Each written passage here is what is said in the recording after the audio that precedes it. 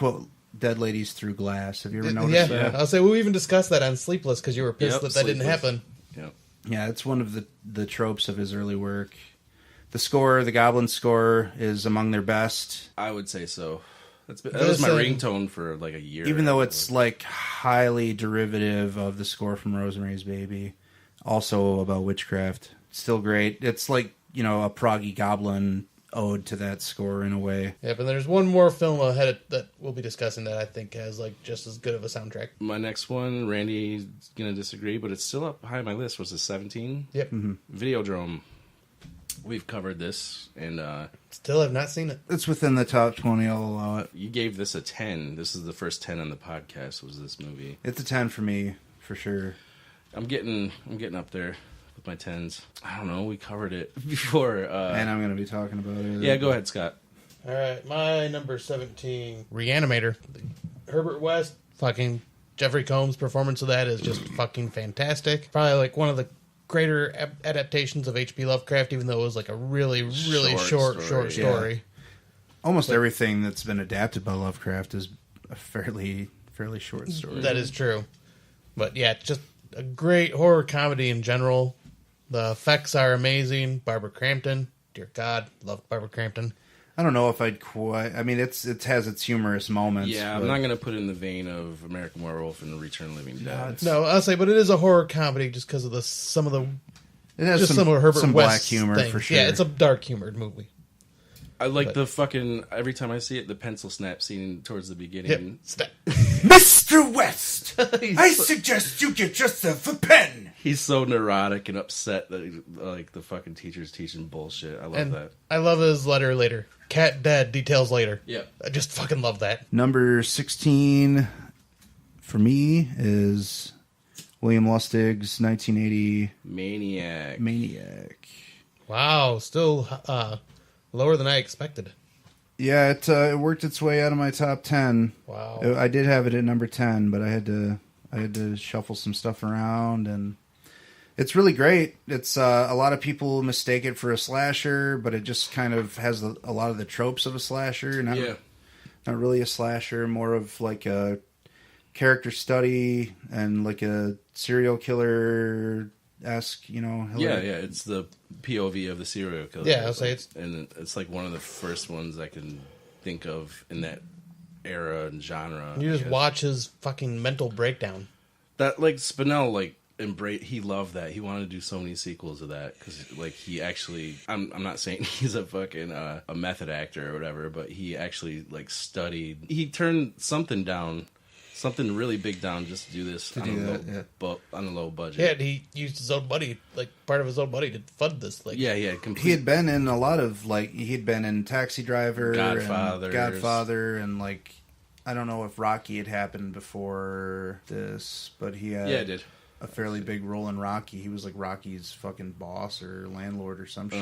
I don't know. A lot of people call his scripts really misogynist, but it's a serial killer. I mean, that's what they do. It is misogynist, and it's not like a glorification of this. There's no glorification of this character. He's a scummy, disgusting, filthy fucking animal, and and he gets his comeuppance too. It shows that throughout. And he's going for what is considered the weaker sex at that time when they're alone in the dark with no one around. Yeah, Scott, it sounds like you've planned this. Not gonna say I have. That was Randy's? Yeah. Yep. All right. We've covered this before. Yeah, Savini, go back and listen to the first slasher one. Actually, that one I put we were at Randy's and the fucking fridge was like humming. Yeah.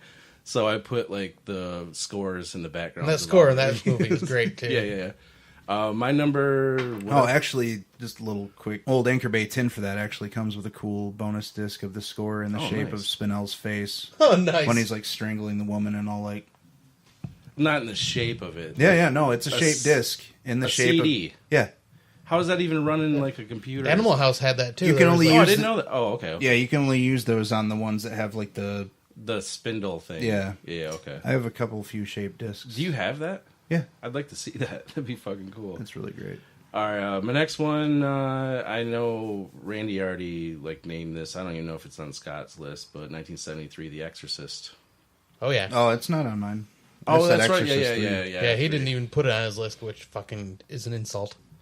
Yeah, I don't get it. Like, I That know movie is... Okay, Exorcist 3 is great. What doesn't work for you in The Exorcist? Randy's being edgelord. Yeah, no, You're I'm not, contrarian. I'm not just trying to be. I knew you were going to throw that word out there. I'm not just trying to be contrarian here. It's I don't know. It's kind of bloated. It has some.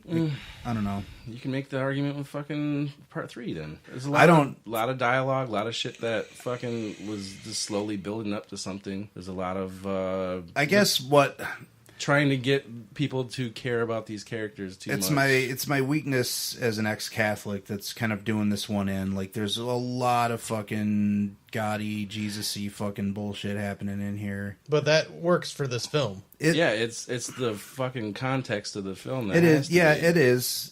It is, and it's still. I still give The Exorcist like probably. But it's not even in your top 100. You're saying that like it's glorifying religion too much, and you don't like they're using the power of religion to be evil, and you don't like that. A little bit, yeah, and like there's a cut of Exorcist 3 that Legion even takes a lot of that out of the. Is that the new reissue? They're called Legion. Yeah, it's just called Legion. Yeah. I think. Yeah. Well, that's the name of the book. Yeah. Yeah. I like Exorcist. I really do. And it has like some of the most quotable dialogue in horror history and some of the best effects and performances. Like Dick Smith's effects are incredible. And Max von Sydow is great. Really, really great. Oh, Linda Blair's performance for being a little kid is really good. Yeah, one of the best ones I can think of. As like a physical actor or whatever. Yeah, just to fucking scream that shit out like that she does. Like, well, a lot of that stuff wasn't even her. It was like overdubbed from someone else. No, I know the overdubbing, but she still actually did it, and like she acted it out with her mouth. Yeah, and that's what I'm saying. As a physical actor or whatever. Yeah. Coming to take you away, Randy, for not putting this on your top 100. It's not even. I mean, Friedkin has a few other films that totally blow it out of the water, like Cruising and Sorcerer, and I've never seen any of those. No, they don't even sound like horror movies. Right? Cruising is sort of a horror movie. Sorcerer is not, though. Go ahead, Scott. Shit. I really didn't say much about the movie. This whole thing was you saying, like, explaining why it's not on your list. Well, we'll be talking about it again. Yeah, but we'll say. Well, I don't know. There is.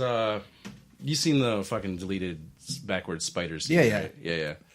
That should have been cut out. It looks so stupid. It does. Yeah, I'm glad they did that. But. And there's a lot of like, I don't know, silly, like the fucking herself at the cross thing. Yeah. Is I don't know. The first couple of times you see it, it's pretty effective, but then after that, it just becomes a laugh gag. You know, it's. I don't know. I don't know. I think what? The fucking the cross is a laugh gag? And it being a young girl doing that to herself? It's silly to you. You're like, what? This is like every day for me. I fuck a cross.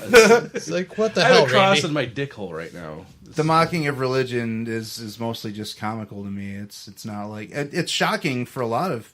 Oh, yeah. Fuck yeah. For, if your average fucking American watches The Exorcist and they're horrified because... They love the Jesus and all that stuff. The Jesus. Or whatever.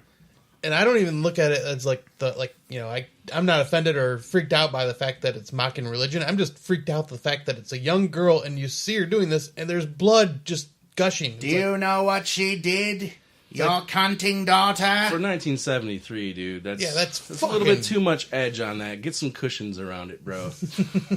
William Friedkin has always been like really over the top with his violence and sexuality, and that it elevates him as a director for sure. Yeah, I mean it's like not like even after 1980 and all that shit, it became kind of a norm. But like 1973, dude, I don't know. I'm giving it extra points just because it freaked people out back then. Oh yeah, so fucking closeted. And go watch Cruising and see how you feel about The Exorcist after that. Go ahead, Scott. I will probably still like The Exorcist more, but my number 16 is Friday the 13th, the final chapter, part 4. Your favorite one? My favorite one.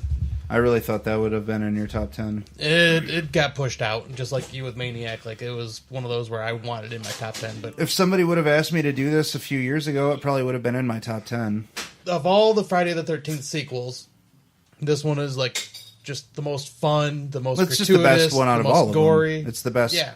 Friday the 13th film in And general. you get the final guy for once, which is, Tommy Jarvis. Just it begins the whole Jarvis the storyline. trilogy. which is which those three movies are in my top 4 for sure. Savini had something to do with this? Oh, Yeah, his he did the effects were all effects. Okay, it was Yeah. just this one and the first one. yeah, Yeah. because he created Jason and he wanted to come back to destroy So he made Jason. Tommy Jarvis an image of himself. Pretty Basically, much. yeah, all of those masks Yeah. and stuff were Yeah. Savini masks. Well, I'll say because I think even one of them looked like Well, he the modeled Crate Monster. Tommy after his real life. Mm-hmm. I don't know if he was into that when he was a kid, but maybe. Yeah, Oh yeah, he was a famous Monsters kid, big time. And there was like one of the masks that he had that looked like the Crate Monster from Creepshow. Mm-hmm. Like it just looked a lot like. Oh it. yeah. But yeah, this just has like all the extra nudity, the blood and gore, fucking Crispin Glover's dance. I mean, that's fucking brilliant. What the fuck? The loudest kissing in film history. Yeah, There was something about the song that he's dancing to, and what was the trivia? There was something. I think it's It was, like a slowed down AC/DC. song. Well, I think he was like they were dancing to AC/DC on set, and Yeah. they changed it to a slower song to make him look just fucking weird. If I remember correctly, it was The some sound- like heavy metal song. The song that's playing in the film sounds like a song that's played at a slowed down pace or something. Oh, okay. I when- remember. And it sounds like it cuts off like right at the chorus. It said my computer says that you're a dead fuck. Oh, yeah. There's some fun quotable lines throughout this movie. But, That was really fun when you said that. yeah, see. I had a fucking great time just now. Well, you have a great time anytime I'm around, Ken. Fuck yeah. Randy, what's your number 15? Halloween. Oh, really? Yeah. Wow. Good. Fuck you guys. I mean, this is like the most hardcore horror fan I've ever met in my life, and I put mine at 21. I don't feel so bad. It's pretty sweet. It's basically Carpenter's ode to giallos. It has a lot of those tropes, and he used a little bit of what he learned from seeing like Black Christmas and stuff. But Scott, Am I making noise? Sorry. am I making noise by dragging my shirt across the microphone? Well, it gave me more room in that goddamn table. You don't get any room. yeah, Randy's all stretched out already. He could be if he wanted to. Asshole. Could you announce a piss break next time? Hold on, let me pause it. Should I? No, just keep talking. Fuck him. Fuck him. Yeah, I mean, everybody's seen Halloween. Everybody knows. We've talked about it a bunch of times. Blah blah blah blah blah blah blah. Mm-hmm. It sets up a lot You can of. hear Scott piss. Yeah, that's gonna be fun. For the Bonus feature. Keep going. It sets up a lot of the like the tropes for slasher films. It's Yeah. one of the big slasher blueprint building block films or whatever. But it's Carpenter's ode to giallos. If you look at it the right way, he's killing young women. He's not wearing black gloves and using a fucking straight razor, but he still takes a lot of the style and stuff from the Italian films. What doesn't work for me with Halloween is the ending. It's just I don't know, man. Like He's the shape. I know he's the shape, but He's still just a guy, though. I know he's like fucking. There's a whole thing like he was locked up since he was a kid. How does he know how to drive? And I guess they clear it up in the Curse of Michael Myers. God damn it, dude! Sorry. Little late. A little late now. I forgot what I was fucking saying. Hold on. The whole driving thing. Oh yeah, there's like this thing. Like people are like, how is it was so big that they had you like put it in Curse of Michael Myers just to explain the first one. Right. Like, yeah, how does he know how to drive? He's been locked up since a kid. Perhaps someone around here gave him lessons. Okay. Well, You're fucking that's insane Loomis. crazy. Let's go outside and teach you to drive. that's what Sam Loomis says. Yep. That's his explanation for it. And that's in Curse of Michael Myers. No, it's Oh, he does it in the That's first the very one? first yeah, film. it's in the first one. What does he say again? He says Someone must have taught him how to perhaps drive. someone Oh, around yeah. here gave him lessons. Okay, yeah, that's where that comes from. Because that, like, pointed that fucking minor flaw at the audience when he says that. And then so everyone's like, yeah, how does he know how to fucking drive? If you want to talk about flaws in this movie, then let's talk about the fact that There's palm trees in the background with regular well, I mean, leaves they on the fil- ground. it's- I'm not they talking fil- about that. I'm they talking filmed about it in the a springtime. continuity error. Well, not only that, but they filmed it in fucking California. Yeah, It's when supposed to be in Illinois. Yeah, oh, Haddonfield, yeah. But the continuity error, and maybe this is intentional. Maybe it's okay. So the first view of Michael after he breaks out of the institution